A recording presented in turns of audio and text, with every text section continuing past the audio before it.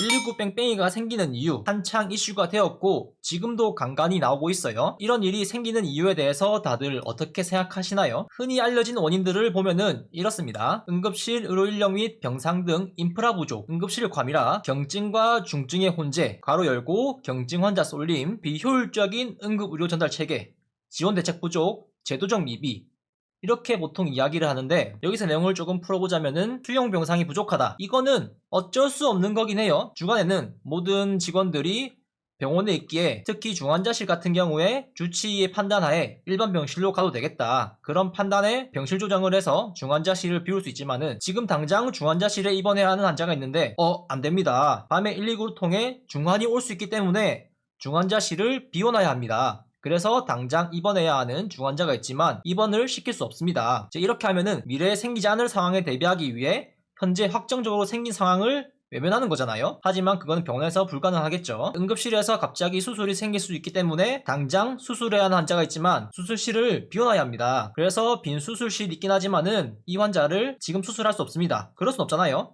그렇기 때문에 병상이 없어서 수용이 어렵다. 수술실이 없어가지고 수용이 어렵다. 그거는 어쩔 수 없는 것이지 않나 싶습니다. 물론 일부 여유가 되고 규모가 있는 병원은 응급실 전용 중환자실이라 해서 그런 식으로 운영을 하는 곳이 있다고 하지만 스테레오 타입은 응급실에서 중환자실로 입원을 하는 그런 것을 보통 생각하지 않나 싶어요. 많은 전문가들이 이야기한다고 전해지는 근본적인 문제는 경증 환자 쏠림을 많이 이야기하는데 그리고 응급실 과밀화, 비효율적인 체계 이렇게 다 얘기를 하는데 저는 조금 시각을 바꿔가지고 다른 이야기를 오늘 해보려고 해요.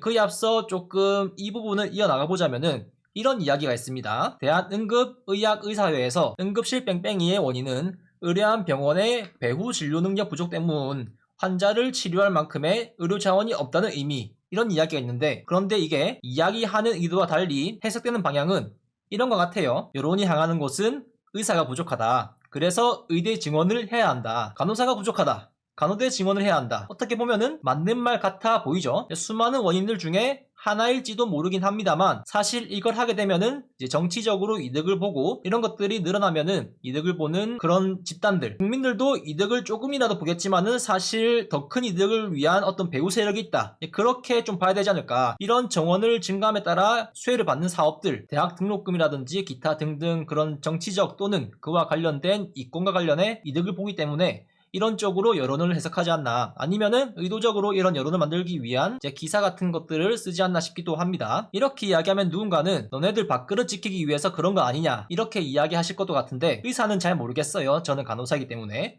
간호사는 사실 밥그릇 지키기엔 인력이 이미 과포화 상태로 가고 있기 때문에 인력 과잉에 따른 밥그릇 지키기라는 말은 간호사에게 조금 적용하기 힘들지 않을까 싶어요. 물론 타직종과 업무 범위 이런 부분에서의 밥그릇 싸움은 다른 차원의 문제겠죠. 저는 과연 이 원인들 정말 사실일까? 사실이라면은 그 객관적인 데이터를 기반으로 원인을 잘 분석한 게 맞을까? 진단을 제대로 내린 게 맞을까 하는 그런 의문이 생겼어요. 같은 것을 보더라도 다르게 해석하는 것처럼 그에 대한 대책이 이상한 방향으로 흘러가며 마치 최근에 있었던 서울 명동의 버스 대란 사태처럼 탁상행정이라 불리는 그런 문제도 있으니까요. 얼마 전엔 뺑뺑이 문제를 일으킨 대구의 의료기관에 대한 제재를 가하며 보조금 중단, 과징금이라는 처벌로 이것이 하나의 해결책일까 그런 시도가 있었지만 이 이후에도 뺑뺑이 문제는 꾸준히 나오고 있었어요. 그런데 왜 최근 들어서 이런 기사들이 꾸준히 나오고 있는가? 왜 과도하게 언론에서 다루고 있는가? 그런 부분을 따진다면 몇 가지 의문점이 있죠. 과거보다 이런 뺑뺑이 문제가 과하게 많이 생겨서 이런 문제를 제기하는 것인가? 아니면은 의대 정원 같은 그런 빌드업을 하기 위해서인가? 아니면 정치인들이 나서서 이런 문제에 대해 한마디씩 한다면은 정치적 이익을 위한 그런 전략이 있을까? 그런 의문을 풀어보고 나아가 언론에서 이야기하는 여러 문제들, 이것이 정말 맞는가에 대해 알아보기 위해 객관적 자료를 바탕으로 이 문제를 다시 한번 해석해 보려고 해요. 가볍게 즐기고 싶으신 분들은 제 과거 영상 중 이 영상을 참고해 주시면 좋을 것 같고 썸네일은 똑같을 거예요. 이 썸네일을 보듯 구체적인 비용은 매겨져 있지 않지만은 119 구급차 1회 출동당 우리 세금이 대충 40만원 정도 나간다 보면 될 것 같아요. 이 40만원의 출처는 제가 기억하기로는 이제 소방청의 고위 관계자 인터뷰에서 나온 이야기였던 걸로 알고 있어요. 참고할 자료들이 크게 두 가지가 있는데 먼저 119 구급서비스 통계 연보에 대해 알아보려고 합니다. 연도별 출동 건수를 봤을 때 출동 건수와 환자 이송 수에 대한 건데 연도별로 나와있죠. 18년부터 22년까지 점점 증가하는 추세예요. 코시국이라 가지고 잠깐 주춤한 걸로 보이고 일단 증가하고 있는 모습이 보이죠. 이 비율이 얼마냐? 2018년에 292만쯤에서 22년 356만을 보이고 있어요. 22% 증가한 수치입니다. 그리고 코시국의 저점이었던 때를 기준으로 한다면은 30% 정도 증가한 거예요. 출동 건수만 보면 그렇고 환자 이송 건수만 놓고 본다면은 18년도에는 188만쯤 되죠. 그리고 22년에는 200만쯤 됩니다.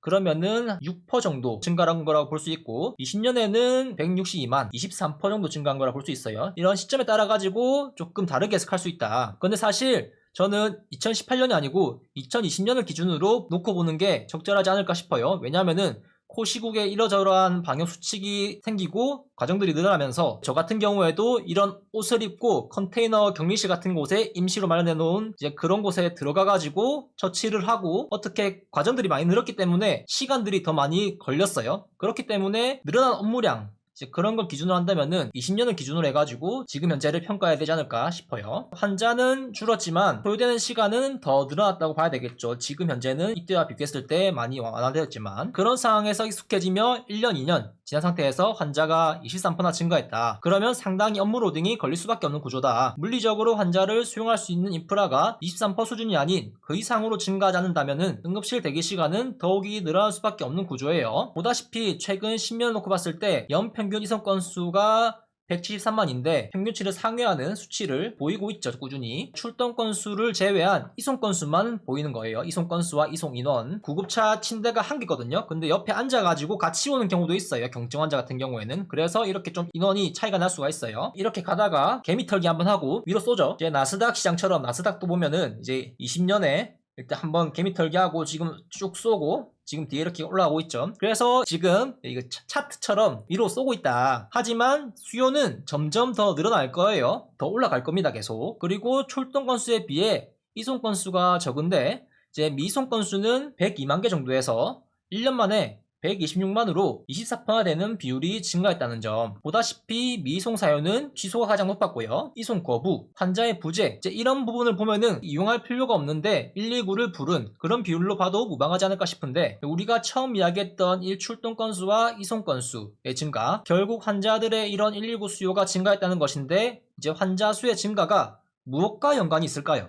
여러분들은 혹시 예상이 되시나요? 연령, 우리나라가 직면해 있는 고령화 사회 문제와 이 119 문제가 직면해 있다고 봐야 해요. 물론 모든 연령대가 119를 골고루 이용하지만은 이미 과학적으로 입증된 연령이 증가함에 따라 어떤 질병이 발생할 수 있는 확률이 증가하는 것은 사실이니까 그런 것을 바탕으로 이 상황을 해석해 본다면은 고령화 사회로 갈수록 이런 119 이송에 대한 수요는 꾸준히 증가할 수밖에 없다. 보다시피 60대 70대, 80대 가장 높은 비율을 보이고 있죠. 보다시피 해석에도 60대에서 17% 가장 많았고 80대, 70대, 50대, 40대 순으로 이렇게 나이대가 높아질수록 점점 증가하고 있다고 봐야 됩니다.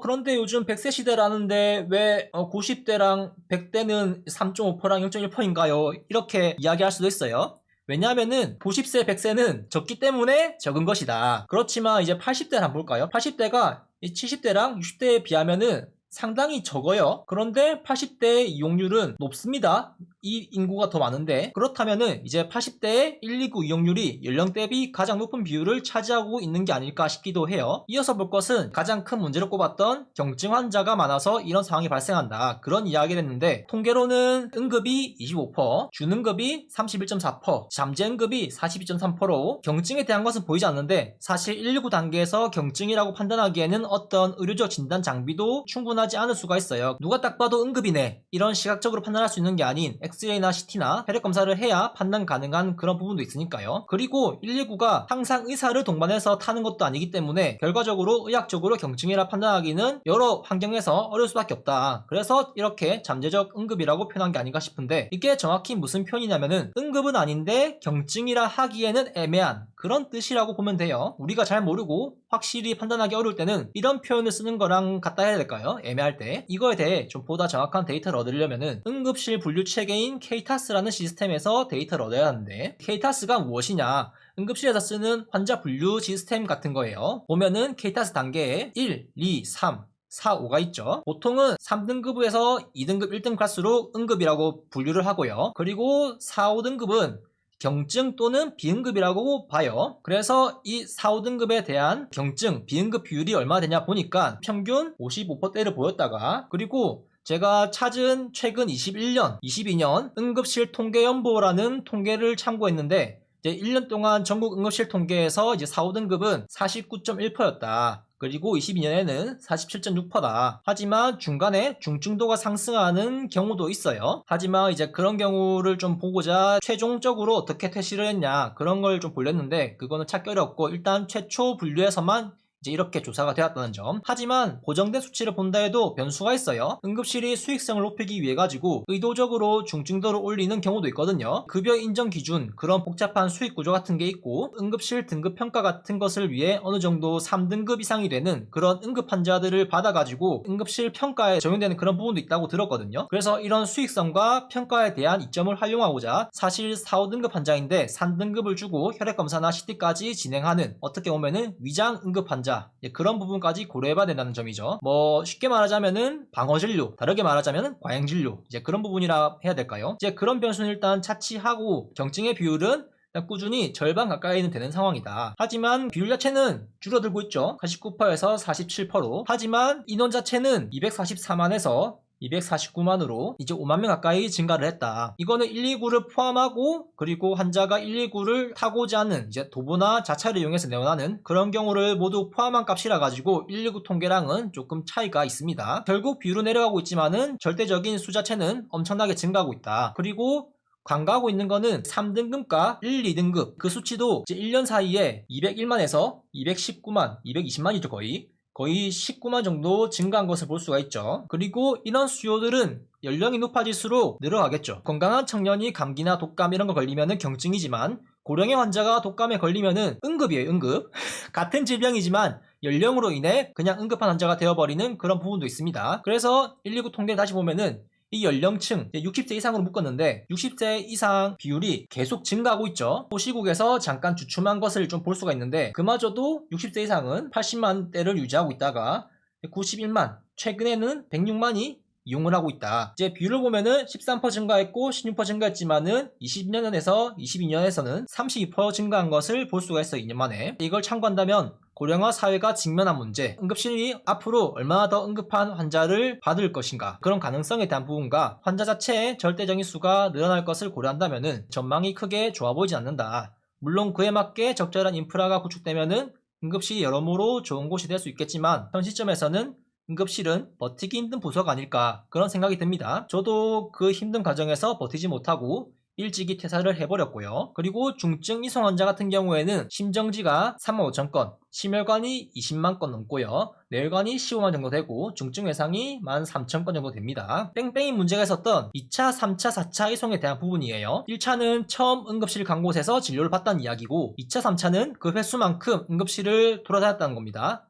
4차 이상도 볼 수가 있죠. 7,400건 이상이 보이는데, 보면은 환자 보호자 때문에 이송을 한 것을 제외한다면은 약 7,300건이 재이송이 이루어졌다는 거죠. 이제 아래의 사유를 보면은 여러 문제들이 있죠. 응급실 그 자체 병상이 부족하고, 수술실이 없고, 중환자실이 없고, 입원실이 없고, 제가 처음에 얘기했던 병실이 부족한 거는 어쩔 수가 없다. 왜냐하면은 응급 환자를 받기 위해서 당장 응급한 환자를 입원시켜야 하는데 그 사람들을 보내버릴 수 없기 때문에 이제 병실 문제는 어쩔 수가 없는 부분이다. 이제 그렇게 좀 봐야 될 것 같고, 그리고 이 전문의 부재에 대한 거는 잘 해석해야 돼요. 응급실 전문의가 부족해서 생기는 문제냐? 저는 꼭 그렇진 않다고 봐요. 방금 봤던 이 심혈관, 뇌혈관, 중증 외상, 이제 응급하게 수술해야 하는 의사, 이제 신경외과, 심장내과, 외과 등등 그런 전문의의 부재라고 봐야 하지 않을까 싶어요. 언론에서 이야기하는 바이탈과 의사가 부족하다, 그런 이야기랑 맞아떨어지죠. 정리를 하고 조금 넘어가 보자면은, 보다시피 119 이용 수요는 꾸준히 증가하고 있고요. 우리나라는 고령화 사회로 가고 있는 상황이고, 그에 맞게